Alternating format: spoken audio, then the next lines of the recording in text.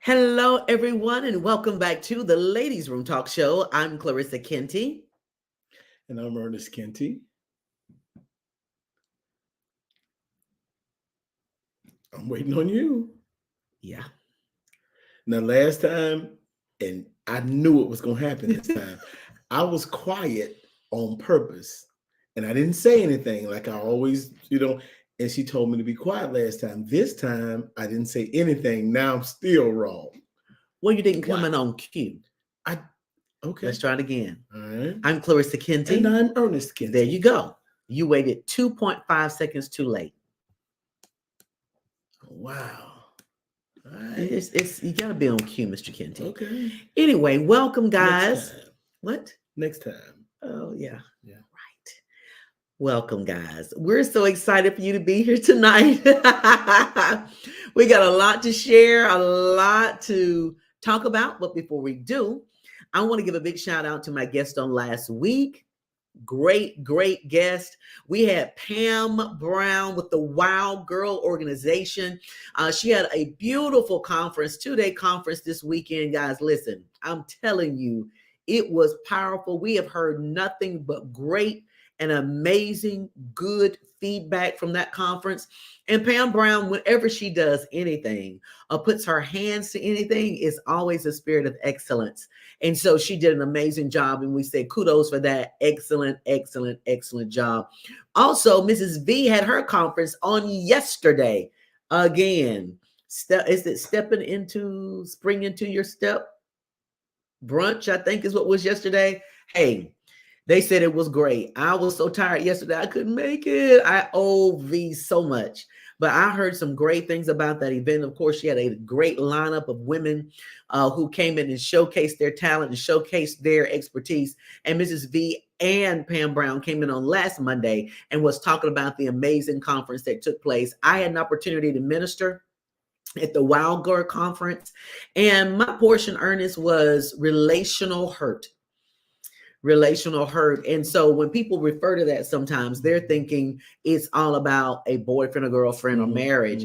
But relational hurt is anything that gives you an opportunity to relate to somebody or some people. And so we were able to really dive deep into that. And I'm just amazed at what God does all the time when he shows up. And so a lot of people got a lot out of that message. So I hope to do that again one day to talk about that. But again, kudos to Pam Brown. Excellent show. So guys, we're going to go ahead and get started because you know how we do. We start talking and yin-yonging and y'all come in and start laughing and going on. We have a great time. And so people have been saying, when are the Kentys coming back to the ladies' room? Well, we're back. We're back. And we got a lot to share. So we're going to... A lot? Yeah, I think so. Hey, EJ, that's our son. Hello, son. We wanted him to be on the show, but he has so much to do. So, it is what it is. Hey, EJ. I want to know there's a lot you got to share. Well, we're talking about empty nesting, part 3, because we did part 1. Mm-hmm. We did part 2. And so some people have been asking me for the last couple of weeks, they said, when are the Kentys coming back to the ladies' room? Because some people are going to be empty nesting this time. There's some people we're coming up with graduation. And so there's some people out there that their children, either their last child or their only child, will be graduating this time. Or this will be their first time of multiple children where one is going off to college. So we've experienced all of that. And so people have been saying, listen, when are y'all coming back on? We want you to talk about it. I need help. I need help because I'm going to be empty nest and I don't know what to do. And so I don't know how much we can help y'all. We'll see. But we're just going to talk a little bit about that tonight. And something that we didn't talk a lot about on the last couple of lines that we did was caregiving, because we are caregivers. And so we are doing things to help people as well, to talk about caregiving and what it looks like for us as caregivers. Ernest's mom is 98 this year. 98 years old of this month. So she had her 98th birthday. And so we're excited about that. And we enjoy being caregivers. It's definitely been a journey. And and we're going to talk about that. We're going to talk about that. And then anything else that you guys want to talk about. John definitely is a continued supporter of the Ladies Room Talk Show, and we love to pray for him and what's going on in Kenya. Ernest, can you read that? Oh, can you see it? I cannot. Okay. I see you squinting. So it says, please continue to pray for our ministry here in Kenya. We really passed through many challenges, like a lack of food, shelter, and clothing for the orphans and children I do care for here in Kenya. So we're going to continue to keep John uplifted. John, thank you. You're so faithful in coming in and supporting the Ladies From Talk Show every Monday night. And so I don't know what time it is there, but whatever time it is, we're glad that you come in and support it. And it is an honor and a privilege to pray for the children in Kenya and for your efforts that you have there. So kudos to you and many blessings to you. So you want to talk about caregiving first? I think caregiving would be good. Yeah. Caregiving. It's if you haven't gone through it, I mean, you it's like if you can't go through something, like if somebody can tell you the bit of time that they go through things and the situation that they go through, if you haven't gone through it, you really just don't know. So people that haven't, you hear a lot of times what children go through as we're getting older and our parents are aging. My mom will be 98 this month, and so she has dementia. And so that can be challenging at times, but no medicine. She's on no type of medicine. Physically, she's fine. Matter of fact, she has a doctor's appointment this Wednesday, and so just there. But look, tell him what the doctor said last year.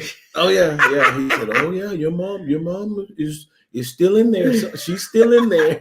And I said, "Oh, okay, that's promising." And he said basically she can thrive as long as she wants to, basically with no medicine, no physical kind of ailments going on. Her body, of course, hurts at times. But other than that, she, we do what we can. The only thing about caregiving that you're not kind of ready for is you can't move like you want to, and meaning me or Clarissa. Clarissa still goes how she wants, but I have to be here.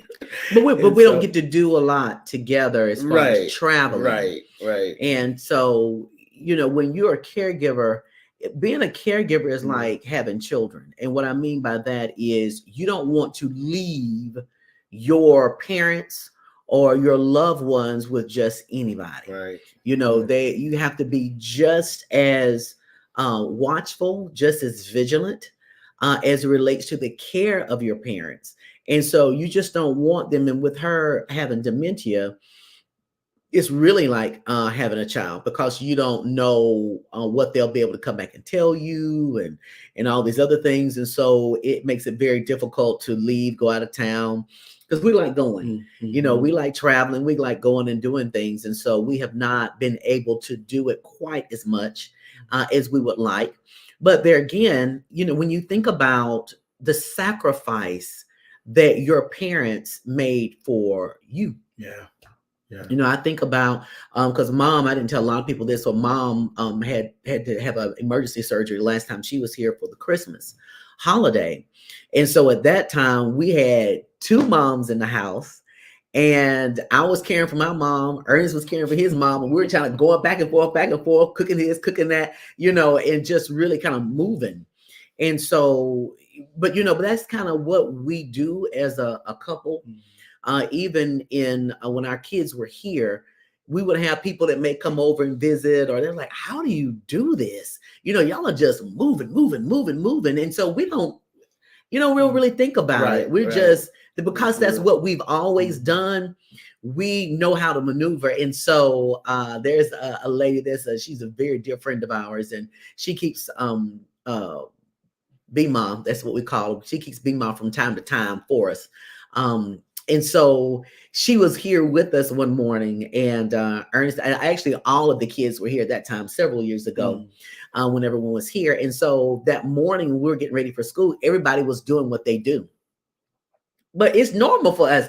we don't pay that any attention. And so she was sitting there and she said, my gosh, she said, y'all have this like a well-oiled machine. It's like y'all don't bump into each other. You know, if somebody puts this over here, you pick it up. She said, it's y'all just kind of work hand in hand. And so, but we've never really looked at it that way because that's just what we do. If someone needs something over here, if someone opens the refrigerator, somebody else will close it. If someone gets the milk out and then somebody else will put it up, we don't have to ask or it's just what we do. It's just what we do. And so, but we really didn't notice that until she mentioned it to us. And I was thinking, really? And so a very good friend of mine said, yeah, I mean, but y'all have always been that way. We have just always been that way. And just working and maneuvering and moving. And so when both of our moms were here and we were caregiving, it was interesting.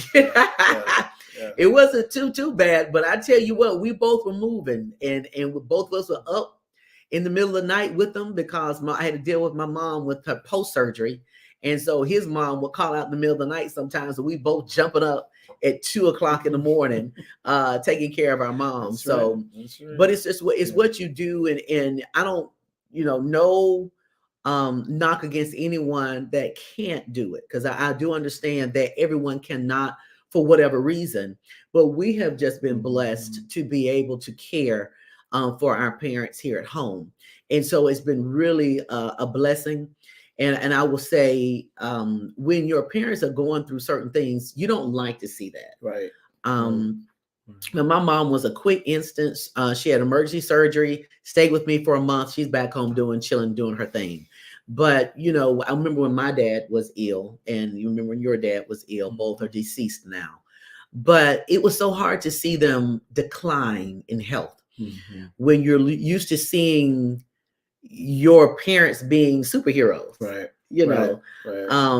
Just being strong and always the go-to for everything. If you needed something, they were there. If you had a question about something, they were there. Always bounce back. Always. And some may be ill, because both of our fathers would be ill or get sick or something, and then but they would always bounce back. And to see them surpass that bounce back was very disheartening.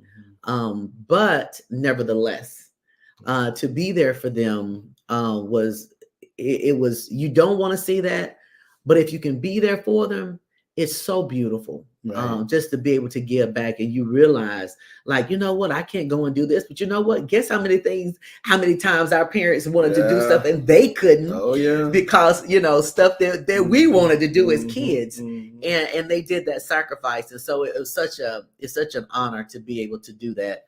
Hey, Dwayne Scott. Wayne is a classmate of mine. For those of you who are chiming in, we graduated together from Burns High School in high school. Burns High School back in blah blah blah blah blah. I won't say the date because I'm still 21. But Wayne knew my dad. And then also Wayne is very much a caregiver to his mom, Louise, and Louise actually is doing well.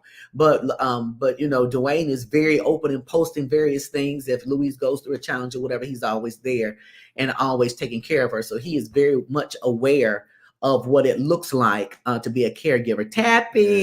Tabitha Gist King. I keep leaving King off.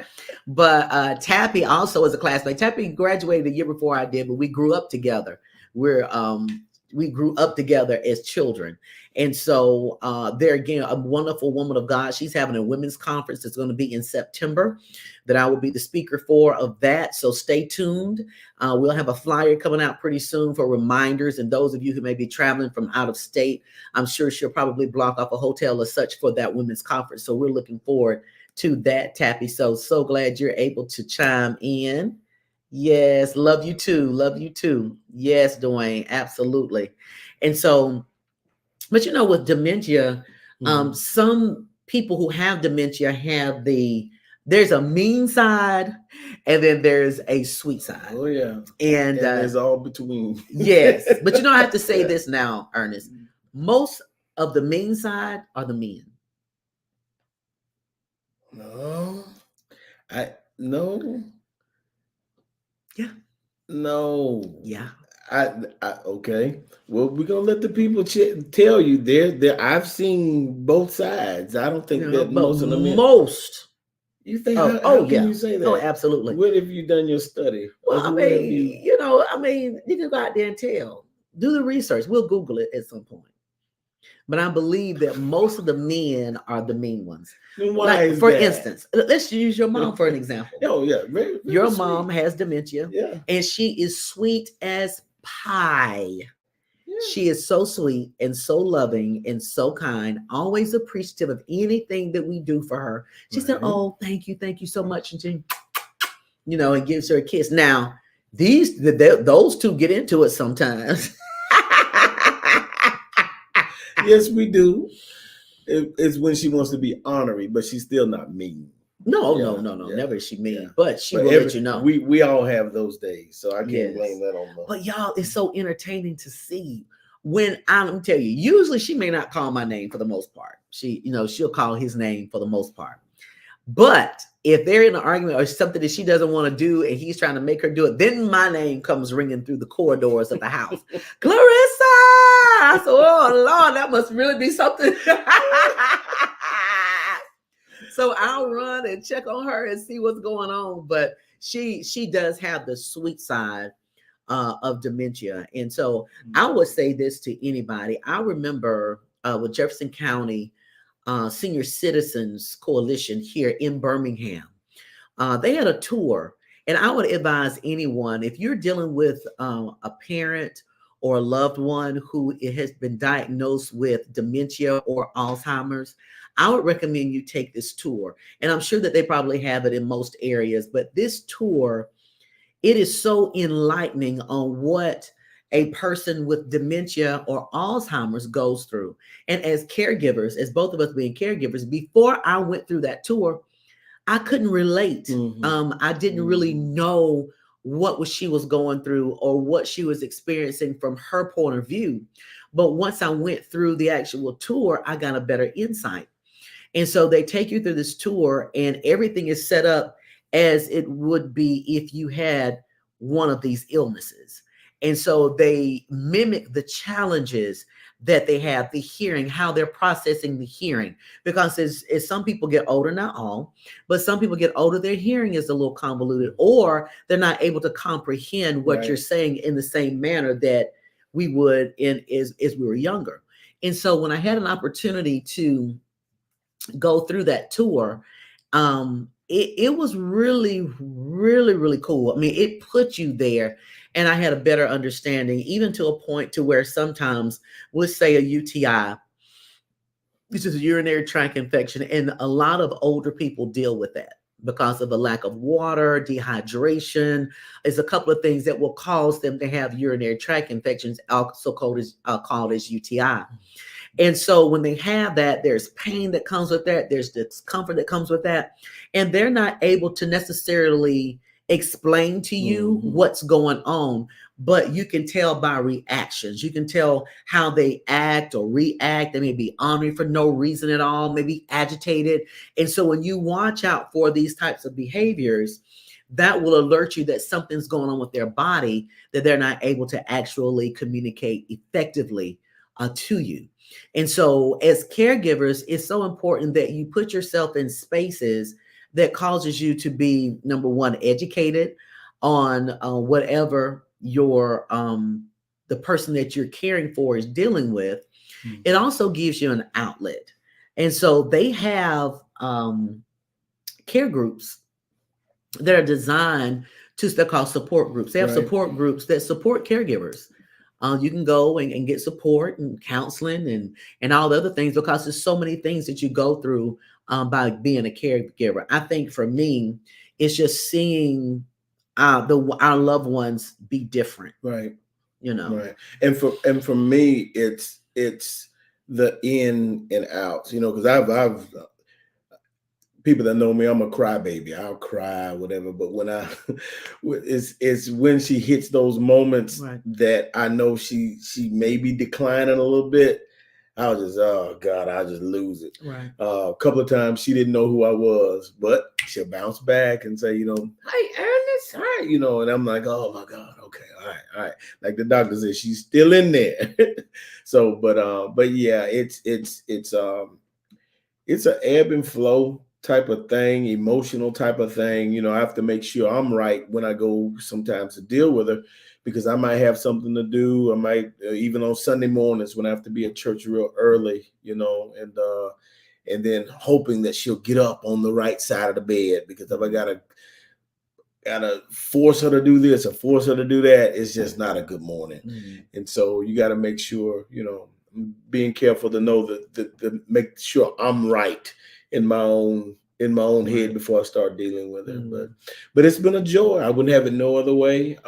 She's been a joy to get. And then, oh my God, the prophetic stuff that she goes through, and it could be something going on in the house or whatever, and you go and start talking to her, and she'll just start saying stuff. I'm like, yeah, oh my God. Yeah. And it's always that moment when she does, and it's like, okay, let me pay attention. She's here. Let me pay attention. Let me see what's going on. And you can hear the Spirit of God moving through her in speaking. Because she told me one time, I don't know if I told you this or not, but she told me how to deal with you. I'm sure. She did. And I thought that was sound wisdom. And I listened attentively. Okay. And I've implemented accordingly. Okay. Yes. Okay. Long as you implement. I am. Okay. And it's working. Is it? Okay. All right. Long as she's okay. Yeah, it's working. Well, I can't wait till she start telling me how to deal with you. She won't. I promise you. Really? Nah. So I'm just out. Yeah. All the way. Okay. I'm gonna keep it holy.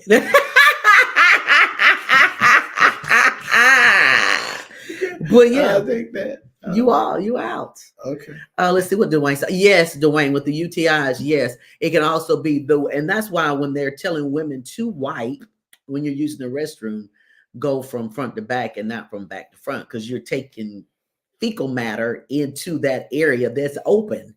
And so, yes, that could definitely be an issue. Or sometimes when they're elderly, if they have those depends on, and if they, mess those up, that could be a issue too, because all of that is in the same spot.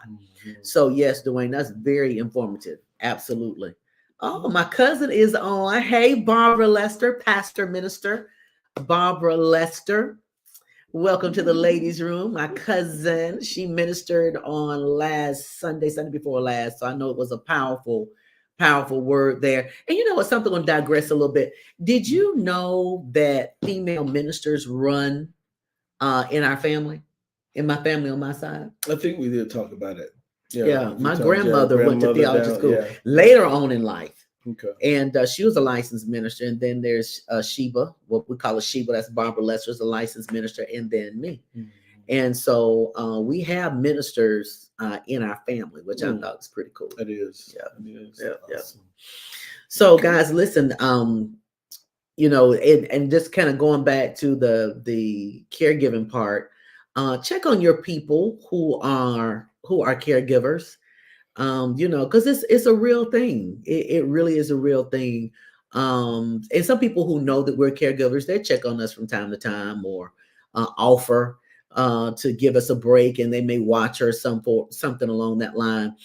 But check on them, because it's a real thing. It's more than just taking care of somebody. And then some people forget that we're caregivers. And sometimes people can be so insensitive sometimes, and they're trying to pull on you, but like, hey, we can't move like you move in certain instances. So, but like I said, we're not complaining about it, because it's a complete honor to do so. But to be caregivers, you have to really be mindful of some things. So if you are a caregiver, and if you're not, just keep living.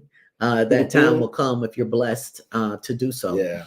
And so, Jefferson County a senior coalition, Jefferson County Senior Coalition, downtown Birmingham. If you live in the Birmingham area, there are a lot of resources that are available for people who are caregivers. And if eligible, I don't think we fall into that category, but if eligible, there's some other things that can be given. So there's depends that you can get, and some of the other things that pads that you can put on your bed, lots of things that you can get to help you if you are a caregiver to a loved one. So don't think that you're out there by yourself. You're not. There are resources that can help you and assist you with the care of your loved one. So it is out there. So, everybody's been asking about this empty nest update. How you think we're doing? No, you need to answer that. Oh, okay. How do you think we're doing? I don't know. I'm retired, and I'm that's home. What we need to talk about. I'm home anyway. So doing what? I'm in the nest. Doing what? Nesting. Well, I have a lot of stuff that I'm doing. Like what? Planning. Blinking your eyes. I'm planning. I'm blinking your eyes. I'm getting things together. Oh, that's what happens when you're blinking your eyes and sleeping. Listen, I told somebody the other day, I'm fresh out. I'm fresh out. Only 7 months I've been retired.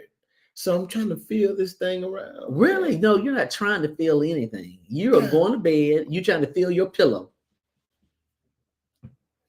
Hey, it feels good. That's a crying shame. It feels good. I mean, come on, man. Yeah, Ernest, you need to be doing something now. You just sitting around. If you work 24 years of your life getting up, going, just boom, I did. Okay. And I'm still working. Yeah, because you choose to. Yes, I'm running a viable business. Right. It ain't nothing like you clocking in nowhere. I clock into my business. I work harder now than I did when I worked in corporate America. Yes. Yeah. Okay. Well, it when you work that long, when you work that long, and you want, I mean, it's gonna take me a minute to come out of, this is a rest for 24 years. Just think I was in hibernation. Oh, you definitely in hibernation now. Oh, yeah. 24 years of activity. Yeah, you definitely hibernating. Yeah, I deserve it.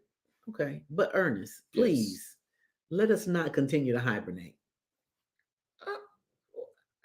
Listen, there's nothing wrong with hibernate. That's what you do when you retire. It's good to see you too, girl. We got to catch up too at some point. I'm trying to figure out this thing over here right now, though. This hibernation and retirement. You're gonna figure it out. Every time I call him, real soon. Every time I call him and I FaceTime him, I see eyes and teeth because he is in the bed asleep.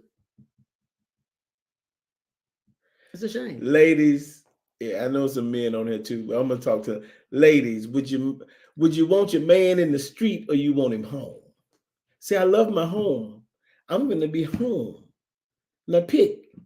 You want me to be in the street? Take yourself on out there if you want. Go on out there. Ain't nothing out there. All right, look, I've been out there for 24 years. No, okay. I'm not going. I love my house. Hey, Anthony. Yeah, go on out there. Anthony, you better talk to him. As you can say, come get your boy. He about to need a place to stay. Hey, look, I'm home and I'm fine. Mm-hmm. Yeah, I'm good. When I start moving and maneuvering, I'm it's gonna be on purpose. See, she's really, because I had what they call an independent contracting job. Soon as I retired, I was moving, and so that has kind of subsided now. So I don't even move right now. And and you know what, y'all? Listen, he means that he does not move. She doesn't even realize her physical acts. The other night, you know how when you snatch the cover, you be snatching.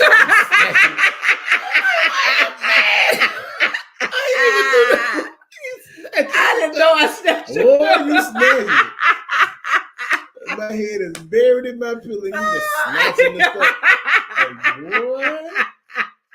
haters. You see What? it? Snatch it. I didn't know I did. Yeah, you did. Yeah. Like, what? And look, in about 2 or 3 months before that, I'm gonna tell you what she did. I'm talking out of house. I came in. I came in from a rehearsal. It was later than, but I was singing the song in my. Well, no, I was singing it out loud. I messed around and turned on the light, and I was singing not even loud, just. Oh my God!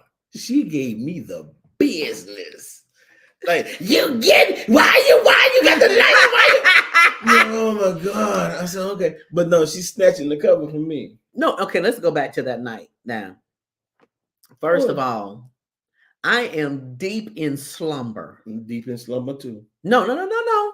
When you came home from choir rehearsal, first of all, let us go back. Let us really go back. First of all, I sing with the ensemble at the church. He is over the fine arts ministry at our church. Okay. So he's decided to be really sweet and nice and give the ensemble alternate days, Sundays off. So it was my Thursday to be off, which means if I don't have to go to rehearsal, I should be able to go to bed early.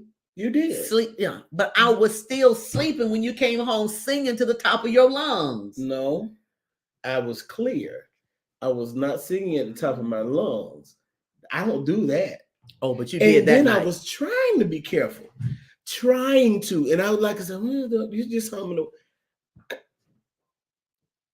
But understand, why were you even humming? If someone is sleeping, why would you even say anything? Why would you snatch the cover and I'm asleep? I probably was cold.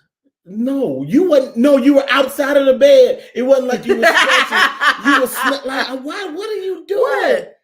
I don't understand. I don't think I did. Oh, you don't understand that, but you understand me just gingerly singing and. No one ever gingerly sings when people are sleeping. Okay. All I'm gonna say is okay. You should not have brought that up. Why not? Because that was not good for you. That doesn't make you look good. The truth. It don't make you look good now. But the truth. It doesn't make you look good. What do you mean? It doesn't make you look good. Because people right now are saying to themselves, now why would Ernest do that? Why would he do something like that? On the contrary. I think they're saying, now Clarissa, leave that man alone. No, that's not what they say. He didn't work all them years, let him rest. No. And then in the morning, she makes up the bed. I can go up now. I might get up. She gets up with the chickens 4 or 5 o'clock in the morning, right? She'll get up. I might get up, use the restroom. When I get back to the bed, she's making up the bed. Making up the bed. Like, I'm gonna sleep until 9. No, that is your sign. If I'm up, 4 o'clock. If I'm up, you get up. Now she's gotten better. She's gotten better over I said maybe 2 or 3 months now. She goes and she does her things at 4 o'clock. But other than that, yeah, she makes up the bed. I'm like you. That's not right. Would you prefer the bed not be made? Oh. Hey, now, in this instance, yeah. Don't make it up. I'll make it up. Let me go back to sleep. You don't have anything else to do. Okay. What are you talking about? You don't. Yo, please get her. Oh my! I don't have nothing else to do. I'm getting this deck together. All of this stuff in my head that I know I have to do. You know, when I grind. Yeah, but so it's when. Pray for him, Tanya. No. But it's when. Okay. You had these folk on there thinking that I'm lazy. I just did it. But you know what? No, I did not say you were lazy. Oh, I know I'm not lazy. I didn't say you were lazy. I'm not lazy now. You get stuff done. I have the track record to prove it. I finished, and I finished well. You talking about your retirement? Absolutely. There's your plaque up there on the fireplace. Oh yeah. Yeah. Yeah. How long you gonna milk that? As long as I can. Oh God. As long. Really? Listen, you know how people are not retiring these days. They're switching jobs. Like, Yeah. you don't hear people staying on their job long, not no over those 23, 24 years. No. And seriously, So you're not. It's an accomplishment.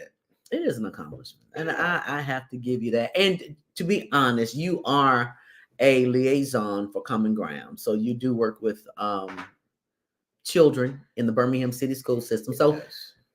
I'm giving them that. Yes. But I still don't like the fact when I call you that you're sleeping. I really don't like that. That's why I FaceTime you, because I want to see with my own two eyes what's going on in the Kenty household. Look, I'm gonna be all right.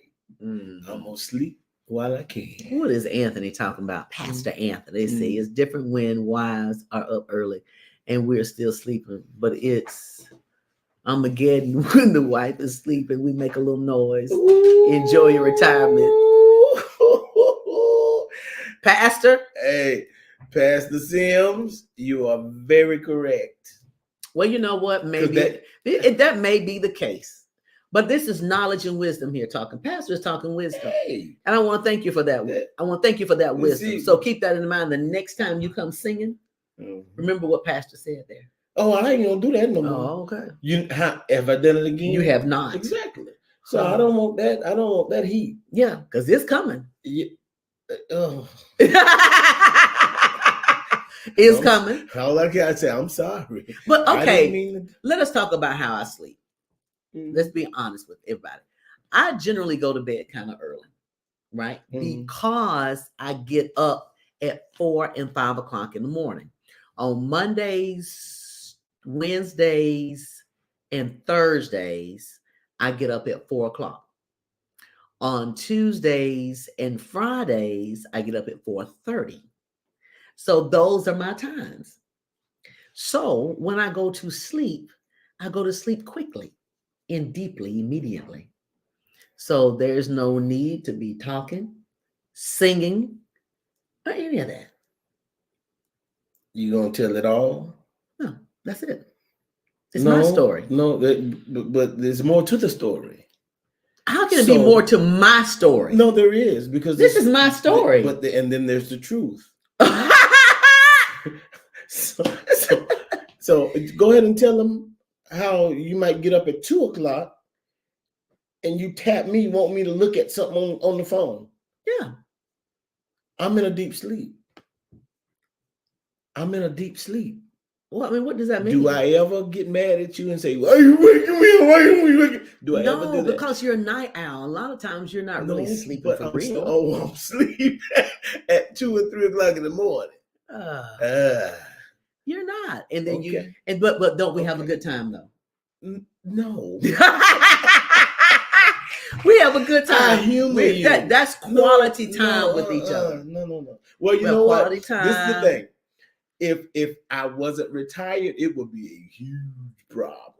Now that I know, if you wake me up at 2 or 3 o'clock in the morning, I'm like, okay, it's cool. Because you know what? When she leaves, oh my God, I'm finna get at it. I'm gonna get at it. I don't have to be nowhere. I don't have to be anywhere. I'm good. So that's I'm good with 2 or 3. I get up and I'll have some communication, and I'm back to sleep. Interesting. Yeah. But you see how everything now is falling in. I mean, I'm still Gucci. That's what I mean. I'm Gucci. That's what I'm talking about. Okay. Yeah. I'm the one that's in trouble. I'm glad you realized. Let me see what our pastor said. He said, I'm speaking from years of working in the early morning. I learned to be very, very quiet. Quiet as a church mouse. Could you see him tiptoeing through the house? Ooh, let me wake up. Jesus. God. But we don't get that same respect, Pastor. See, I don't know. What? I guess I didn't wake me up, I guess. Yes. Yeah. Okay. And so we'll sit up and then we'll watch a few TikTok reels and laugh. You show me some, I show you some. No, I'll show you some. Yeah, you don't show me At 2 o'clock? No. But sometimes I can't really. I'll wake up in the middle of the night, and I don't mean to. Well, what does that have to do with me? But I mean, but it's time to share because we're in one place, Oh my God. and it's just so easy just to kind of roll over and say, "Isn't it so funny?" Wow. And then we start With laughing a together. bright Do you phone. laugh? You remember the light I turned on, right? But she got a bright phone. Hey, look. Then I'll go into the settings and really turn it up so I can see. And here I am laughing at the TikTok. That's right.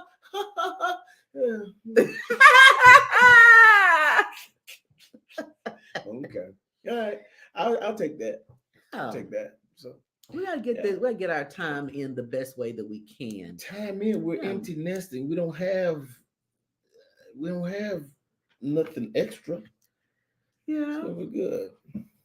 See, Tanya's on my side. I can't That even see part. what she said. You don't have to worry about it. I told you. She is on my side. Wow. LP in the building. LP, you getting there. Hey, I see you. Congratulations with your oldest, man. Y'all about to get, you and Star about to get there. I don't know if we can help you or not. Yeah, you know what? You can definitely help LP because this is 30 years here of marriage. Yeah. 30 years. I think Pastor Sims says they've been married for 29 years. And our pastors, Pastor Sean and Lady Gwen, they've been married for 31, 32 years. So, hey, yeah, we've been riding here. We've been rolling for a long time. You had to put A long long like that. time. Look, Ernest. Mike still in the building. Mike, she got me on him, man. You already know Mike. Mike Yeah, Steele. That's our college mate from Miles College. He used to play football with Ernest. Yeah, what's And, up, man? Hey, these two think they still got it on the football field. No, Y'all better let it go. Let the pigskin go.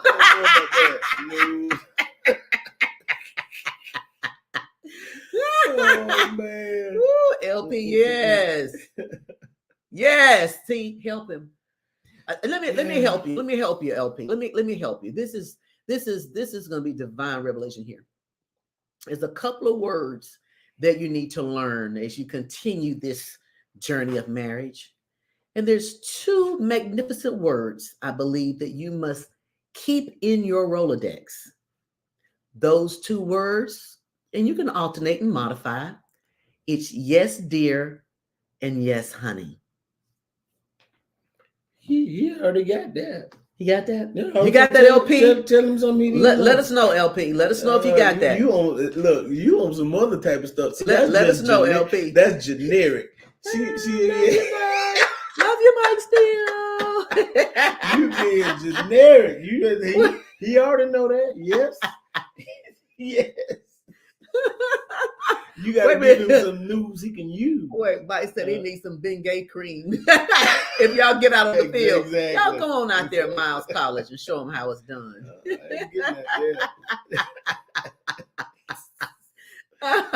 Yes. So I'm telling you, sometimes it's just good to say yes, honey, yes, dear, and then just go on because there's peace. Isn't that right? What are you supposed to say? Yes. What else? Dear. Hey, I'm old enough to know better. That's right. I'm yes, old honey. enough to know better. I'm good. I'm good. That's right. I mean, you have to. But also, we may have to do a mini podcast on marriage. We keep saying we're gonna do it. We need to do one because one thing about it, guys, being married for so long and being with each other, knowing each other, it ain't always been like roses. I mean, for real. And it takes a lot. It's a lot of pushing and really staying focused and forgiveness, and it's a lot. It's a lot. But the thing I think that kept us this far is the grace of God. And I think anybody that's been married for a long period of time, they've been through some stuff. Now, they may not tell you that they have, but they have. They have. Mm-hmm. Everybody's not going to tell that they've been through anything, but they have. But it's when you are able to really kind of see what you're made of and see what God wants to do with you. And so you got to get in there and forgive and keep pushing and keep pressing. Yeah. That's I was going to expound on, you said the grace of God, because that statement is one of those statements that oh, look, happy wife. That's right. look, Mike still. Yes, all that. Right, baby. Yeah, you're right. Okay, I left that one out. You're right. There's 3 magnificent words. Okay. You're right, baby. I like that. Okay. But I want you to say it in the Luther Vandross voice. Can you say that? Luther Vandross. Yeah.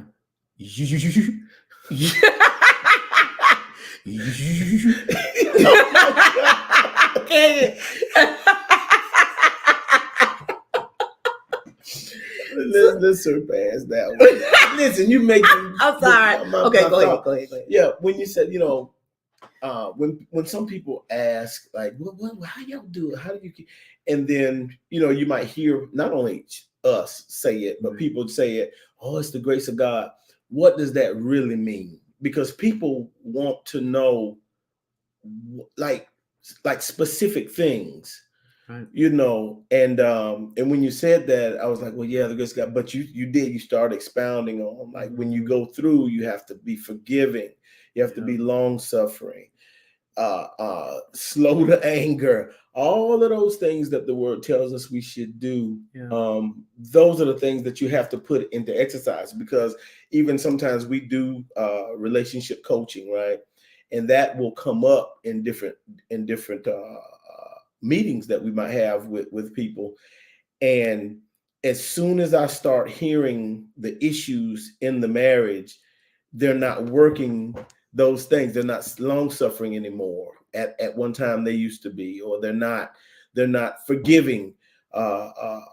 There's no accountability in the relationship. So all of those things are some of those things that has kept us, I know, because, like she said, it hadn't always been peaches and cream, and it hadn't always been ooey gooey, all of that stuff. But one thing I can say, in everything, people say when you lose love for someone, well, even in the most trying of our times, I never was out of love.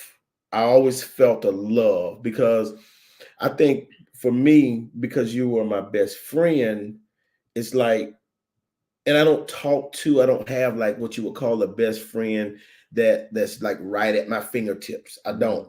And because I don't have anybody else, that makes it a little harder for me to keep sulking down in my stuff, because by yourself gets lonely, especially if you've been with somebody for so long. It gets lonely. And so that, I can say, is why I chose to do some things on purpose, chose to realize, okay, you're wrong. Okay. Because 9 times out of 10, if you're not talking with someone or talking to someone, that's someone with some sense, you're not going to be able to see you're wrong. You're not, so I think that's where people are missing it. We're getting wrong counsel, and that wrong counsel could possibly be the people we think is giving us right counsel, like the church or wherever. I'm not saying that the church does that, but just seriously, there's so many doctrinal things that are wrong in relationships today, and we're finding it out as we talking to people. Like, wait a minute, where'd you hear that from? Right. So, well, that's how I think. That's what I. No. You're never gonna be in a place where you're gonna share in a mutual relationship with another person thinking like some of those things we thought. Right. Tanya had a good statement. She said, so true. It's been 25 for us. And we definitely have been through some things. God's grace has truly kept us. We've had a part to play as well. Exactly. And at the end of the day, you have to make the decision, what you're going to do. I can definitely tell you I had a very strong dislike for Ernest. But if somebody came against him, I take that strong dislike and put it over here to the side. And then we link up together and do what we got to do. Then I go and pick up my Then I go back. And I think everything all right. Right. Get off me. Get off me.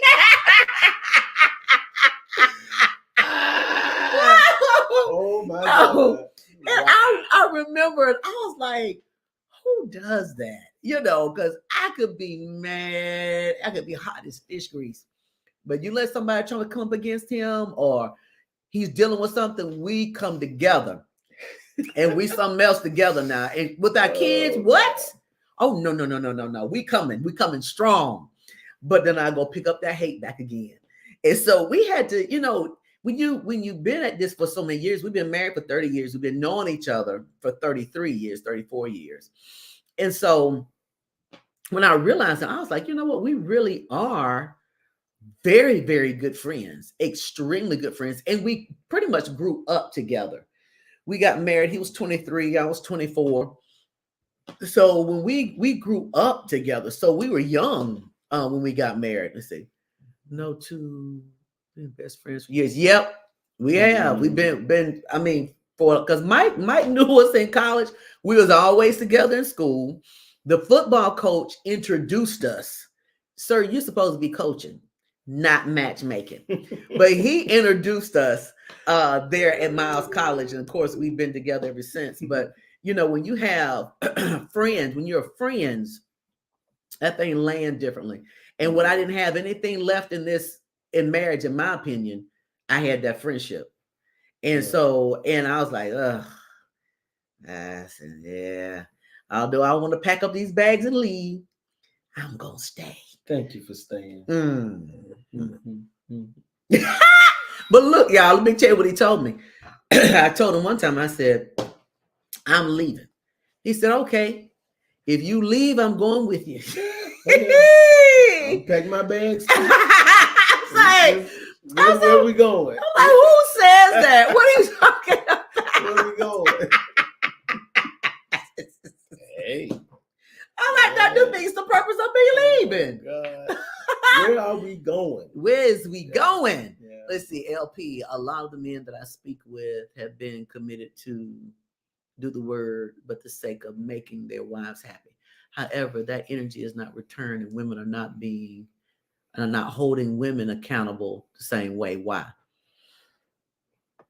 That's a good question. Yeah. I'll let you start first.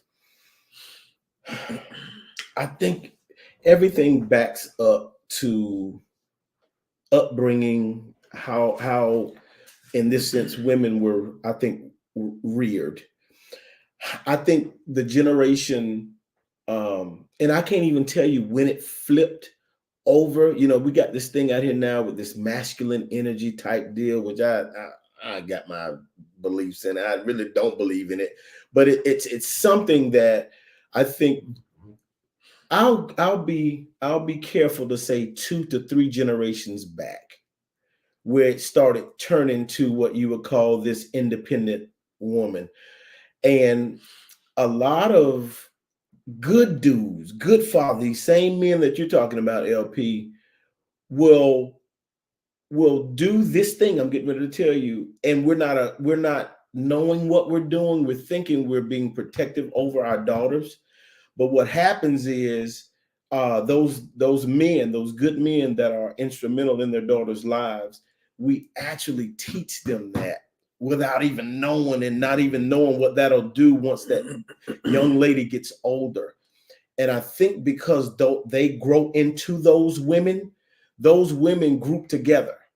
And because, like what you're saying, the other women don't hold the other women kind of because they all were kind of in that generational type deal where their fathers, son, you don't need no man. Because I've done it to my daughter. Like, no, you get your own. You do. Well, there's nothing wrong with that, but it has to be a balance. You used to tell Taylor, you said, I'm the only boyfriend you need. I'm like, What? But see, but it has three sectors in there. It's like, yeah, for now, because you don't need to be thinking about no boy. But as she grew into a young woman, I don't need to be telling her that. Right. No, right. You got to date and fill out who is this guy. No, you can do stuff yourself, but how much better would it be if you had a husband that took care of you and did whatever? You can still have your own thing, but that never comes out of our mouth, LP. And I think, well, at least it didn't me. I can be honest. And I think those group of women, like I said, I'm thinking maybe 2 generations back, that's what we're seeing now in women. Just think about what your dad had. Can you ever remember your dad saying anything like, well, let me put it this way. Did he tell you to prepare yourself to be a wife? No. Exactly. No. Now, what he did he taught me independence. Right. And so I'm an alpha female, but my father raised me to be that way, to where he didn't really say that I didn't need a man per se, but he was always make sure you took care of yourself. So when I would go out on dates, back in the day, we didn't have cell phones. So when I would go out on dates, he made sure I had money to pay for my stuff. Mm-hmm.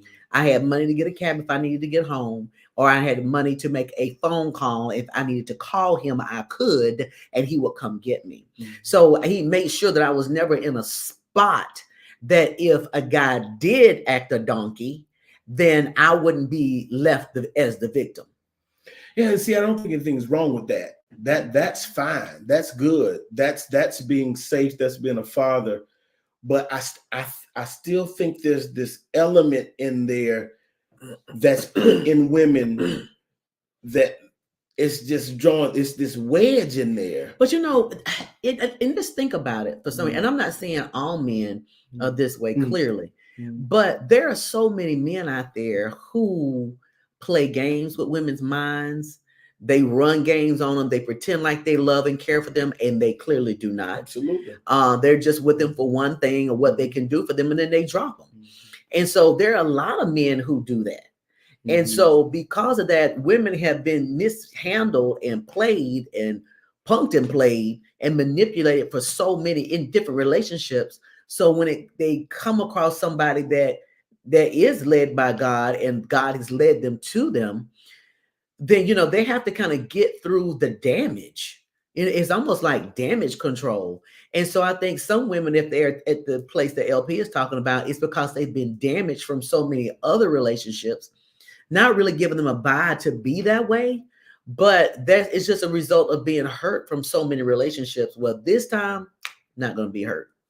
And so they're comparing them to what they dealt with in the past, and they haven't healed. So it's kind of trauma and PTSD. Yeah, but LP, you're absolutely right. You're absolutely right, and I go back to say, and that's why I like the older women. Somebody say we look alike. Look, they've told us that since college. So you ain't my sister. No, we went back and we did a little bit of research. We good. We good. Oh God. But yeah, I just, I think older women, even still talking to the comment that LP made, they are quicker to advise younger women to stick in there and stay in there. You know what I'm saying? But again, them 2 to 3 generations back, them young women, 40s, 30s, definitely 20s, they ain't got, it's just a mess. So I'm hearing it's a mess. But they don't. Not all of them. Yeah. Not all of them. Okay, your sons will tell you. Well, my daughter. I ain't say my daughter. That's what I meant. I'm just saying, it's just a mess with the mindset overall. Yeah, overall with the mindset and what's popping now, so to speak, or what's the norm now. Because we were thinking about, I'm gonna get to that, but we were thinking about we were talking about how the game has changed with now it's no chase anymore. The men don't have to work. They don't have to do anything. This was a good point. Now I knew this going to this. I had a lock-in with teenagers about a month ago, and they had a DJ, live DJ, and the DJ was playing music. And so when he started playing the kind of R&B slow music, the girls was just they were singing the song. Nobody's gonna love you quite like whatever that song is, whatever. And they just going, they singing, they having a good time. So the guys was like, like it wasn't moving them. Like it wasn't like it was like acting, of course, acting cool or whatever. But they weren't moved by none of that stuff. And so one of the I guess it was supposed to have been profound, but he got ate up. So one of the older guys, see, that's what I'm saying. See, y'all don't even know what it takes to get a girl. See, they over there doing this and doing that, and y'all ain't even got. Another guy stood up. He said, "I'm sorry. They don't have to do all that these days. They don't have to woo the girls anymore. The girls are wooing. They like, and I saw it. The guys were the second to come in. The girls were sitting down in the cafeteria. This was earlier that day. When the guys would pass by, and the guys on here know what I'm talking about. You know how when you want to holler at a girl, you be like, hey, shawty, hey, come on. Shawty, they say that? No. Back in the day, they did. Hush. And so the girls were doing that. The boys were so uncomfortable. They was walking by these group of girls. Like, hey, how are you? These are girls talking. So there's no chase anymore. So, and that's just one part of what's going on now. So just imagine that conversation, LP, with their friends and being held accountable to a relationship. It ain't happening. Something has to happen, but I know nowadays it's not happening. Right. Not with that group. Mm-mm. And it's a shame. Yeah, it is. It's something I think we as adults, and I love these questions, but we as adults, we need to start seeing what we can do to have these types of dialogues with the young girls, with the guys, with the young boys, because times are changing. It's sad, but they definitely are changing. What did Mike Steele say? Mike said, yes, we couldn't get Ernest to do anything because of you. Hey, Mike, I saw the big picture. Hey, y'all can nut up and do all that y'all want to, man. I'm look here. I'm cool. I took care of him for you. He was in good hands, Mike. Oh, man. That is crazy. Ooh, Lamar said, you're so right. These little girls are aggressive. Ooh, they come at you. Yeah. Man. I mean, Lamar, I hadn't seen nothing like it. Yeah. It's crazy. It's crazy. It's a sad situation, and then a lot of girls, they are hungry for attention. Yeah. And absolutely. They call it being thirsty. But you can see, and it's not just that age group. I mean, I've seen some 40 and 50-year-olds that's just as hungry with all of these so-called, shot these pictures of them in certain ways and looking certain things and having on certain things, looking to get the attention. And it's very twisted. And I think a lot of the kids are getting it from the older people. Absolutely. But I will say to Lamar that I remember I was teaching a class with some girls for etiquette class in the school system. I won't name the school system, but I was talking to the young girls and I was sharing with them that the clothes that they like to wear, they're trying to mimic these rapper girls and things on the videos and what they see on BET Awards and all of this. Well, they don't realize that those women are wearing their uniform because that's what they're hired to do. They're hired to portray an image to help them make money. Oh, Lord. Hello. He told us this light was supposed to work. I'll keep talking. Our technician lied to us. But this is something, yes. Do we have some lights? Thank you. Let there be light. It's not as nice as it was before. But I but this their uniform. It's not what they are what they wear on the streets and what they wear out. They don't wear those things out on the streets. When you see them, the paparazzi taking pictures of these women who are um uh like rapper girls and stuff, they have on some cute jeans, some loose jeans, by the way, and sometimes. a nice top. Well, sometimes, well, some heels, but it's not. Right. It's not the uniform. Yes, I mean it's not the uniform, and so these girls are mistaken because sex sells. So these girls are selling an image so that they can push the clothing industry that way, and that's how they make their money. Right. But they don't realize that it's just a facade. Yeah. It's not real at all. Yeah. At all. You see, the women are aggressively trying to get it from the boys. Boys of today aren't interested. 50% of males under 30 have zero desire to date or to be married. And see, wow, that is a excellent point, because I think some women think that's not true. It's like that's what we want, and say men in general. But yeah, it comes to a point. It's almost like it's a fine line between the what's acceptable to like, nah, that's nasty. That's just that's nasty. And so I agree, even with those statistics, bro.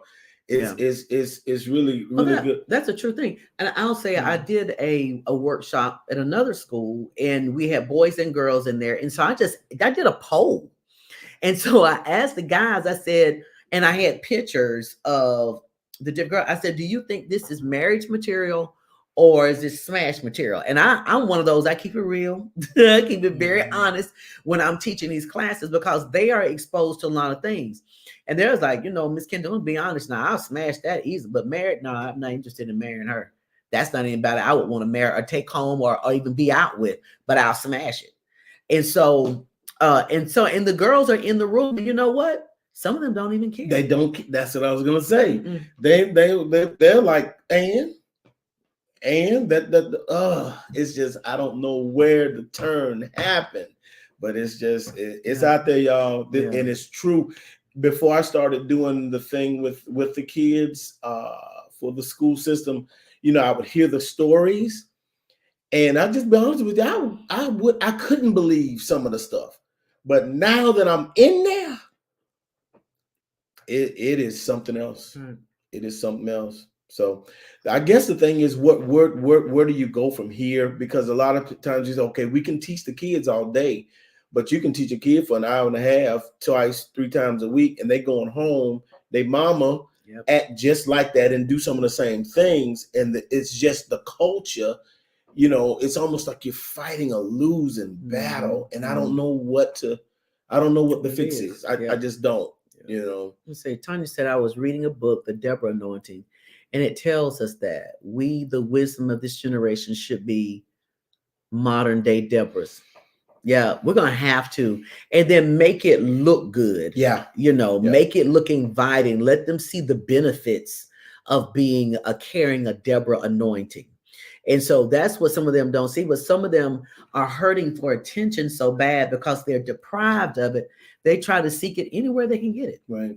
And mixed in with the trauma, mixed in with that, it's just it's a bad storm just waiting to happen. Lamar, they are mimicking the love and hip hop lifestyle. That's true, and it's not real. I've never been a big fan of reality shows. And so, because it's a bunch of mess and it's not real, it's a lot of smoke screens, a lot of facades, and then it makes it look like it's okay and normal. And there's nothing normal about that behavior. Nothing. See, the other side to that is that those same males are overstimulated on pornography and gaming. That's right. And the loss of the interest is due to, wow. That's good. That's real talk. Good. That's real talk, Lamar. That's real talk. Wow. Real talk. Real talk. So the question is, I know that God is a healer. I know he'll mend. And when you talk about trauma and hurt, some kind of way, we have to get down to the bottom or to the root of where this stuff is coming from. And I think that's good. That's a close place as far as how the guys are kind of seeing this thing, because yeah, it's amazing how it's not back in the day. If you had a girl that was as feisty and wanting the attention to so much that she was making a move on a guy, oh my God, she was almost ostracized. What is it? I said ostracized. Is that a good word? Yeah, it's permissible. Yeah, it's like who? Ooh, she. Yeah. But now it's a going thing. Yeah, it's normal. It's kind of like the kids these days. When back when I was in school, if there were some bad kids, there are like maybe 1 or 2 out of 15 that were bad, considered bad kids, and that was normal. But now it's the exact opposite. In some of the classes, maybe 1 or 2 are stellar good kids, and the rest of them are horrible. And then the good suffer with the bad in the classes. Yeah. And so it's like stuff is flipping for some reason. And we need to see what we can do about pulling that back. I think it's possible to do, but it just really requires us being, I like to use the 2 terms, vigilant and watchful, and see what we can do to go in and pull and rein back in our young people and see what we can do to bring them back to where they need to be. LP, y'all are doing a tremendous job for this generation. Oh, praise God to that. It takes a village. It takes a village. Yeah, we're definitely, and that's when I appreciate you, Pastor Sims. Thank you so much. Yeah, just when I decided to do that, because the running joke in my house is I like my kids, but I don't like everybody's kids, because I can't control everybody's kids. Yeah. Read what LP said. That was good. Yeah. LP said, porn and gaming snatches all of their dopamine production. As a result, the chase to get some doesn't produce enough dopamine as porn and video games does, because it's easily accessible. Wow. Yeah. And they don't seem interested. It's almost like the girls are making the move. The boys like, yeah, like I don't want that. Wow. I like the way he put that, that it snatches all of the dopamine production. Yeah, it does. And when I read that, I thought about it in a spiritual connotation, because that's what the enemy does. The enemy comes to steal, kill, and destroy, and that's everything that's happening with the porn and the gaming. Yeah, it's stealing, it's killing, and it's destroying. Right. Yeah. That's a good statement. Hello, James. Hey, James. How's it going? We got to have James out here and hang out with us one night. He will be great, guys. Be sure to check out James Harris. He has an amazing podcast called Kingdom Solutionaries. It's all about kingdom and solutions, God's way. It drops every Wednesday morning at around 6 a.m. So please go out there, go to his page, hit like and follow him, and learn more about what's going on there. I co-host that show with him as well, and we have a really great time. Awesome job. Yeah. Great time. You can also go out to YouTube, go to Kingdom Solutionaries and subscribe and hit that notification bell, because that will let you know exactly when those podcasts will drop. Let's see. Lynette, hey. Speaking to young women concerning personal presentation is dangerous. The adults they're with seem to be okay with the look. And they do, because the adults look like them. That's right. So that's what I was saying earlier. It's like everything you pour into them and you put down, and I know it's some quality, when I say quality and spiritual information being shared with the youth, and they suck it up. Yeah. It's new. And so I've seen their eyes glow like, really that, but they go right back into that place. And I don't know. Yeah. Tanya says, yeah, this is real talk, and I'm so glad you guys are exposing this. The generation is having identity crisis, and we really need to expose the enemy. Yeah. I believe it's something that I heard a pastor say once, Tanya, that I thought was really good. He said that we don't need to be distracted by a lot of the things that we're seeing in the earth. He said it's a distraction to keep us from focusing on the real thing, and the real thing is God's voice being silenced in the That's kingdom. right. That's right. And I think there's so much merit to that, because when you look at a lot of social media and different little things that are going on, the people that are speaking louder are speaking louder than God's kingdom. They're speaking loud, the soothsayers and the tarot card readers and all of these other things that are going on, and all of this other stuff that contradicts the word of God, contradicts kingdom living.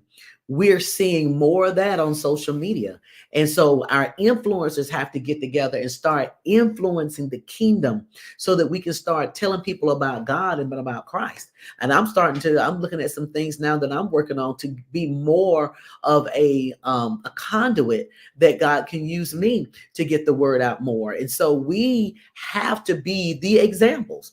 And I always hear this spoken in different workshops and different programs that I'm going to: be the change you want to see. Yeah. And so we got to start doing something. And I like dialogues like this so that we can talk about it, get it out, and then we can stir something up in us. Stir us up to see what we can do to make a difference. Because sometimes we think, oh, it's just little me. What can I do to make a difference? Just anybody doing anything. It's like a snowball effect. Yeah. Instead of just talking about it. Because that's where my conviction came, where, I would find myself like, these kids so bad. I'll use the bad word. I don't even say that anymore. But when these kids, this and that, okay, then what are you gonna do? At least do something and try to do, and that's what. And so you're right. So if all of us were to kind of tackle this thing and do what we know is right and do right by our generations that's following us, I really do think God is going to honor our efforts, and we'll see some change. We'll see some change because they're moldable. The kids, that's one thing about them. They're still kids. Yeah. We confuse it sometimes because they act just like they grown, and we deal with them like they grown sometimes, but they're still children. And the fact that they're still children, they are moldable. And that's why I say when you're saying different things, you'll see their eyes just light up like, I didn't even know that. Like, wow. And it's not preaching at them. It's coming at them in a way that they can understand it, like you said, and making it cool, but yeah. So I don't know. Yeah, I mean, it's an ongoing conversation about this. And what I have learned in working in school systems too, because I do some coaching as well. What I have learned, even the baddest kid melts when love appears. The worst kid, the most angriest kid, the baddest kid, when you implement true love, it breaks down all. I've seen so many young people melt. That's the word when you implement true love. That's love. That's what the word says love does. Yeah, that's the word at work. Wow. See, yes, we're moving in power because this kingdom time is here. Yes. This is kingdom time, and we got to be about the Father's business. So, guys, listen, I hope that you have fun with us today. We actually spent a little bit longer than what we typically do in the ladies' room, but they pulling on us tonight. I think we waited too long. It's been a while since we've been on here. Okay. We won't wait as long next time. Next time. Yeah, we'll try to see if we can come up with some other stuff. But some juicy stuff. Yeah, we might be able to find some. Let's talk on it.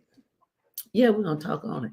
I think that'll be good. That'll be good. We'll come on a little bit later though. We'll come on about 10. Hey, were you just not talking about what you trying to dodge young people? Look, they don't. That ain't gonna work. What you say? They can teach us. They can host the podcast. Exactly. Exactly. You remember the TV used to go off at night? Yes, no, that we need that to come back. Ooh, we need that to come back. TV, we need internet to shut down. Shut all the way down. In some countries it does. I think they do. In China. Yeah, and some social media apps, like what we get over here and what is allowed here. Yeah. They don't allow that over there. They don't allow all of the sexual stuff that's on there, the cursing and all of the twisted things that take place on these social media apps over here. They don't allow that in other countries, and they shut it down at 7:00. Wow. Yeah, and I'll say TikTok, it's science and math. Oh, in China, yeah. I think so. Their TikTok is totally different. Wow. So they say what's poisoning our kids' minds, those generations, what they do, they grow into those types of adults. Right. And if they can get that edge on us, oh my. That's right. Yeah. Look at Kendra. That's my cousin. Hey, Kendra. Kendra. Love Hey. you. That's my cousin, South Carolina, Greenville. Thanks for popping I in. haven't seen her in years. I know. Oh my goodness. But guys, listen, thank you so much for hanging out with us tonight. I hope you enjoyed the topics that we shared tonight. We actually I think we covered everything we said we was going to cover: empty nest and caregiving. But then we kind of dipped over to some other stuff I thought was really cool. That took us to a serious moment, but it's all good. It's all good. It's all good. It's all good. Yeah. Hey, George, that's my other cousin. My family is popping in tonight. Hey, George. God. I love it. Everybody's coming in. Minister Chiquita from our church. Minister Chiquita is in the ladies' room tonight. Hey, yes, that's our girl. That's our girl. So thank you guys for coming in. Let's see, 10 p.m. may be past your bedtime. We don't want this to get to the doghouse. Very funny, Pat. But you know what? Yeah, definitely him. But you know, I'll make an exception for the ladies' room. I may make an exception. So we'll see about it. We'll talk about it. We'll see what's going on. Maybe we'll come back on around Mother's Day. Maybe. Okay. We'll see. We'll see. Cool. But guys, thank you guys again for hanging out with us. If you feel like you want to share the podcast, share it out. Share it with some folks if they want some laughs. If they want to know about emptiness and the caregiving, I think we shared some pretty good information about caregiving, because that is very important for those of you who are at the age where your parents are aging and you need to provide some type of assistance for them. We did talk about the early part of the show on that, and a little bit of empty nesting as well. So hopefully you're able to get a part of that. But I think what we may do is come back and have some people join us on the show so we can talk about the state of our young people and what do we need to do to help. That'd be good. Yeah, I think we need to do that. And we may talk about marriage too a little bit more. Maybe do a deep dive on some stuff. We're not marriage experts now. We just talk from what we know, you know, and we still here to talk about it. So that's how we don't call it counseling. We call it coaching. Yes, coaching through the process. Yes. All right, Pastor. Yes. Love you too. Night. Love you, bro. All right, Kendra. Looking forward to the next episode. So proud of y'all. Yes, absolutely. Come on in and hang out with us. So guys, go ahead, share the podcast, share it with your network of friends. Let them know what we talked about tonight. Thank y'all for being so engaged. This has been great engagement. I miss Erica's thing. Hey, Erica, how's it going? Thank you. I missed her popping in. Hope I got everybody. If I missed you, pray for me. All right, guys. Thank you so much for hanging out with us tonight. And we'll see you back here next week. We have, what do I have in the ladies' room next week? We have the Miss Senior Jefferson County pageant. And so these ladies are going to be in the room next week. Hey, they're going to be looking good in their sashes and their clothes. And they're going to be talking to us about their platform and what how they plan to win this pageant that's coming up next weekend. So it's going to be great. And it's going to be a really, really good show. So thank you so much for joining us tonight, guys. Be blessed. Stay the course. And you know what? Pray. Let's pray for our young people, because they really do need our prayers and support. See you later. Good night. Step into the ladies' room with Clarissa.